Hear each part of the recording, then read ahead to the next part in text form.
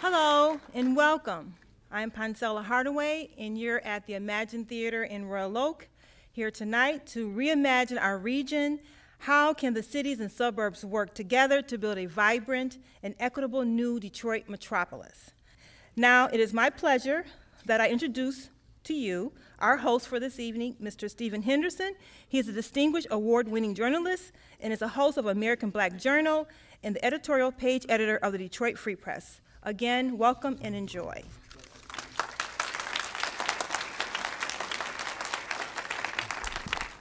Thank you, Pancella. Welcome to Reimagining the Region, Building a New Detroit Metropolis. I mean, we don't talk very much about those kind of things around here, and that kind of hopeful phrase is something I think we ought to sort of capture and brand and sort of stick on everything that we're doing. I, for one, started chuckling when Myron Orfield in the first film talked about coordinated regional land use planning. We don't have that here.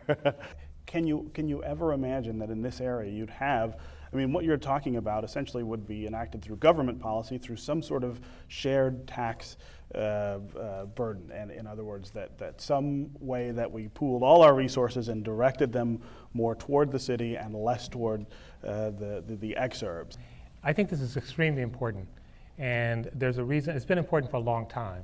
I mean, I watch the boarded up and vacant houses in Detroit that have sat there for 30 years. They're not new. People have known that. I think what's different is people have a sense of urgency that allows the issue to move beyond Detroit. And I think Andrew should be congratulated for basically saying it's no longer a city problem. It never was. It's a regional problem.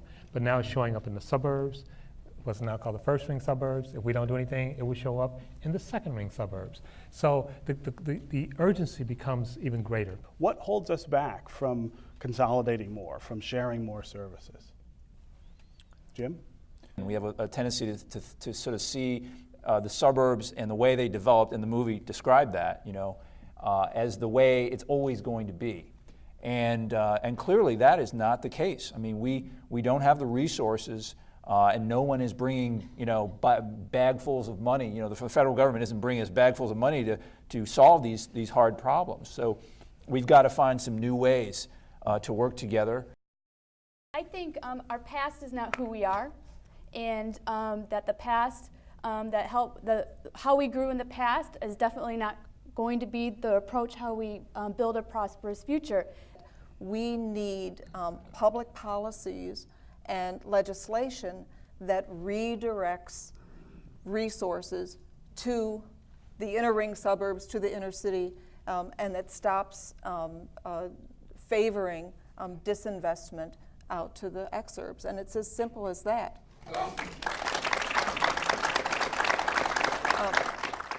Of course, we're sitting here talking about policy, but the real grist here for the mill is you guys, people who live in this region. And so for the next part of the panel, I want to have us answer questions from the audience. Yes, I come from Ferndale, and I wonder if Hamtramck has a similar situation. Representative Townsend was talking about the interdependence, but we have residents that are isolationists, feeling very insular and want to stay that way. Maybe we need those statistics about how 80% of our income in our town is coming in from other places, that we are interdependent. Is there a way to explain this to people who really want to just stay in this small little cozy corner, or think or don't realize we don't have this little cozy corner? I think that's a good question for Reverend Heiss to address. We've stopped being good neighbors to each other, and we've refused to be friends. And we don't ever get to realize what Martin Luther King Jr. called beloved community. And to be a beloved community, we have to recognize that it's really our metropolitan area that is a community, and that we belong to each other. And what happens to somebody on the south side of Detroit makes a difference to somebody who lives in Royal Oak finally. Dr. Powell, you've written a lot about the racial issues that we saw, particularly highlighted in the second film. Talk to me about how we get past those issues. We don't talk very much about them in this community. We act like they don't really exist, that the history of the racial problems that we have, how do we use that to try to spin that forward and say, here's how we fix that, and here's how we go forward together as opposed to in separate little bags here? Well, one thing, Stephen, is to talk about it, but we need a new language. The language that we use largely is the language of the 50s and 60s. The country is a very different country, and some things are better and some things are worse. But we know if we kick something under the bed, it doesn't go away. It just hangs out under the bed, and one day it comes out of the bed and might grab us. And so what we see is the dynamics of race playing out. And so when you watch almost in any community, the people who live at the most extreme exurbs of a region are the whitest part of the population. And no one likes to talk about that because makes us a little uncomfortable.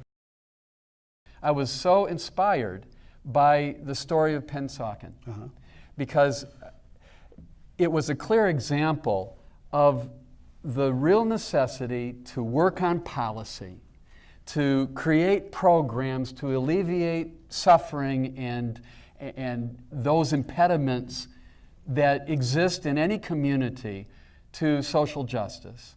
It's always easy to be a voice of advocacy to say the government should do this or should do that. Those are essential, but until we do the hard work of ourselves, of building relationships, we miss it, and we lose the passion that is necessary to give impetus to both the policy and the program that we need to create. What policy do you have in place, short-term and long-term, to keep us, the young people in Michigan, in Michigan? That's a great question. Why don't we quickly, we don't have too much time, but I'd like each of the panelists to give a pretty quick answer to what we can do, something specific we can do to keep young people who we need to be the talent of the future here in Michigan. The young people want to have great experiences. They want to have new experiences and adventures. And where they find those types of choices and experiences are places that have great quality, what we call placemaking. And that's what cities in Michigan are trying to do, is revitalize and regenerate how they grew into something where these millennials want to stay. Be awesome if we could overlay that with a great transit system. People choose places to live certainly based on where there's a job, but they're also increasingly, especially young people coming out of college, they're choosing places where they think they can lead a great life and meet other people like in their age group and enjoy themselves. And you've got to have density, and transit is a big part of that. So we've got to build a transit system. We've got to get on the road to creating it as soon as possible. Or we're going to continue to lose more young people than I think any state in the country. Young people, they want density. Hamtramck is the densest city in the state of Michigan. Over 10,000 people per square mile. Where will you find that anywhere else in the state of Michigan? They want places that are walkable, that have a human scale, that have a sense of community, and that have diversity. We have over 26 languages spoken in our school in 2 square miles, so I think that we have all the qualities that a community would want to attract young people. Hi, I'm Michael Bridges, member of the Farmington Hills City Council. And we all know the benefits of mass transit will be tremendous from a standpoint of social, economic integration, economic development. So what I'm asking the audience to do, if you're interested in mass transit, write letters to the editor, call County Executive Brooks Patterson, get involved in this issue, because we are very close to having a mass transit system with the M1 system coming to Detroit, the M1 light rail. So we need more activism. There are ways around obstacles. You need to find them and build coalitions with uncommon partners to make progress. And I think that's what the power of I've learned from working with my colleagues in these other communities. We share the same values. about how we want to grow, about the type of communities that we want to have and provide for our residents and businesses. And there is a lot of energy there in which to build upon these opportunities. And I think we're seeing some results from them. People are paying attention and we are making progress. Is it solving the big barrier issues? No, but we are making steps forward. I believe also we need to be able to tell the story. What is the story of Detroit, of metropolitan Detroit, who we are, to be able to frame ourselves as community so that they know what they are a part of. And to let them know that this is not a story in which we're sitting in the last chapter, but we're really in the middle of the book. Right, right. And I'll end just with this, just having some organized way of continuing the conversation. Moses is here, so you could use the film, but I would say don't just go back to private conversations with one or two people, to link with each other and the larger region. Everybody wants to be effective. Everybody wants to be powerful in their own way. And the only way you can be really effective is to set aside the resistance. It was so inspiring to hear particularly the woman in Pennsauken, because she didn't know. She had no idea what she was up against, and so she went ahead. And I think we all should sort of put that veil of ignorance over ourselves and just go ahead and charge into it, because you'll surprise yourself with what you can accomplish if you do that. And I will, and I know all of us sitting here will do everything in our capacities to meet you and fight with you. Okay, well, that's a great way to end the panel.